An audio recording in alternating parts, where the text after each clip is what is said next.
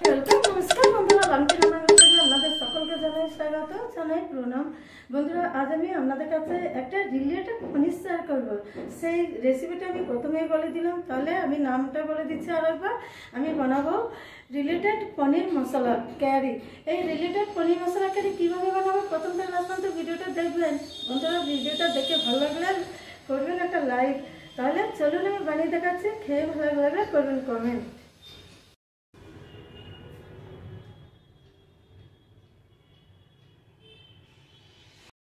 Related পনির উপকরণটা দেখে নিন। নিচে 500 গ্রাম পনির, এবারে লাগছে টমেটো পেস্ট, লাগছে আদা রসুন পেস্ট, পেঁয়াজ পেস্ট, লাগছে 3 পিস কাজু আর পোস্ত, এটা শিলের মধ্যে বেটে নিয়েছি, রিফাইন অয়েল, গরম মশলা, 2 পিস কাঁচা লঙ্কা, ধনে পাতা কুচি, chilli powder, red chilli powder, yellow powder, জিরা গোলমরিচ পাউডার, আর লাগছে ধনে পাউডার। এটাই বানাতে লাগবে। এবারে পনিরটা আমি কেটে নেব। দেখুন, এরকম ভাবে পিস করব।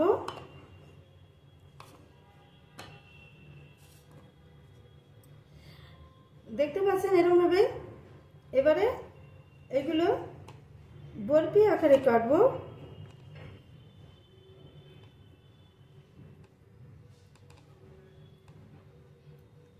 এরকম ভাবে কেটে নেবেন। সমস্ত পনির আমার কাটা হয়ে গেছে। এবার নেক্সট স্টেপে আমি ফিরে আসছি। গ্যাস জেলে আমি কড়াইটা বসিয়ে দিয়েছি। আমার কড়াইটা গরম হয়ে গেছে। এবারে দিয়ে দেবো ফরচুন রিফাইন অয়েল। এটা পনির রিফাইন অয়েলের মধ্যে এটা ভালো বানানো হবে। তেলটা গরম হয়ে গেছে। এবারে দিয়ে দেবো 1 পিস তেজপাতা আর গোটা জিরা, এটা ফোড়ন দিয়ে দিলাম। জিরা তেজপাতাটা ভাজা হয়ে গেছে। এবারে দিয়ে দেবো পেঁয়াজ পেস্টটা। এটা একটু ভাজা ভাজা করে নেব।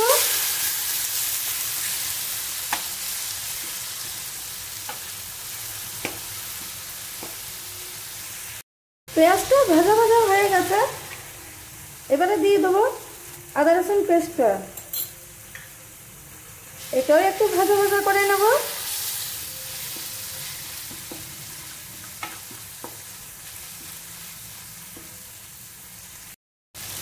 সমস্ত ভাজা হয়ে গেছে। এবারে দিয়ে দেবো টমেটো পেস্টটা। এর উপরে দিয়ে দেবো মশলাটা।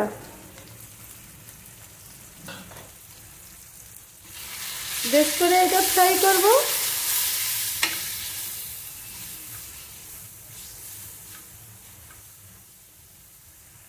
বন্ধুরা, টমেটো জলে দেখুন মশলাটা ফ্রাই হয়ে গেছে। এবার আমি এর মধ্যে দিয়ে দেবো স্বাদ মতো লবণ,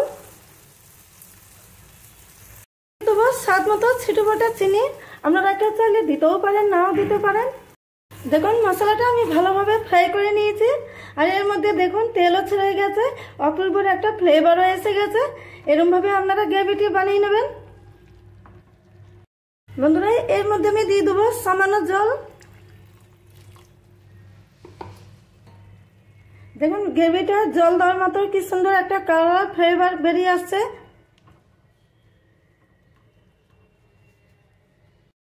আঁচ কমিয়ে আমি দিয়ে দেবো পোস্ত কাজু বাটাটা। দেখুন এরকম ভাবে বানাতে হবে। এটা ঝিমিয়ে আছে, বানালে ভালো। ভালো করে মিক্স করব।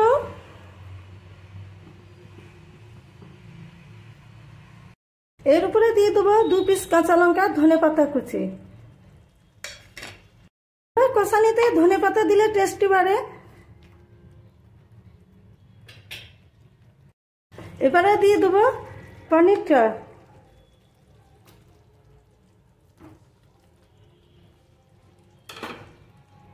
পনিরটা এর সাথে ভালো করে কষে নেব। এবার আমি আপনাদের একটা মেন পদ্ধতি বলছি। দেখুন বন্ধুরা, আপনারা ভাববেন কাঁচা পনিরটাই কেন বানাচ্ছে। রিলেটেড বাড়িতে পনিরের পরিমাণটা বেশি হয়, সেই হেতু এরকমভাবেই বানানো হয়।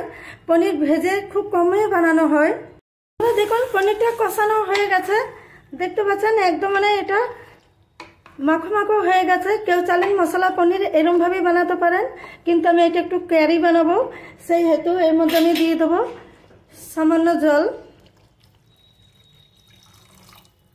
রিলেটেড বাড়িতে একটু জল না দিলে সেটা হ্যাঁ বন্ধুরা দেখুন কি সুন্দর একটা দারুণ ফ্লেভার এসে গেছে। এরমভাবে আপনারা পনির বানিয়ে নেবেন বন্ধুরা। দেখুন রিলেটেড বাড়িতে এরমভাবে বানানো হয়, কি সুন্দর দেখুন একদম এরমভাবে প্লিজ ট্রাই বন্ধুরা। এবার পরে থাকলো গরম মশলা দিয়ে দেবো এর মধ্যে। গরম মশলাটা 1 চামচের মতো একটু নাড়াচাড়া করে নেব। কি সুন্দর একটা অপূর্ব কালার বেরিয়েছে, দারুণ ব্যাপার, একদম জমে যাবে হোলির টাইমে। আর রিলেটেড বাড়িতে তো একদম জমেই যাবে। এরমভাবে আপনারা একবার প্লিজ ট্রাই বন্ধুরা। আজকে আমি ঢাকা দিয়েছিলাম, দেখুন আমি ঢাকাটা খুলে নিচ্ছি। দেখুন আমি আপনাদের বারবার বলছি কি সুন্দর অপূর্ব ফ্লেভার হয়েছে পনিরটা অলরেডি। আমি আপনাদের দেখানোর চেষ্টা করছি। এরকমভাবে আপনারা পনিরটা বানিয়ে ফেলুন একবার। এটা ভাত রুটির সাথে একদম জমে যাবে। আপনারা পুরির সাথেও এটা সার্ভ করতে পারেন বন্ধুরা। আমি এর বিশেষ কিছু বলছি না, আপনারা ভালো লাগলে করবেন একটা লাইক আর একটা কমেন্ট। এবারে নিয়েছি একটা সার্ভিং প্লেট, এর মধ্যে আমি পনিরটা সার্ভ করব।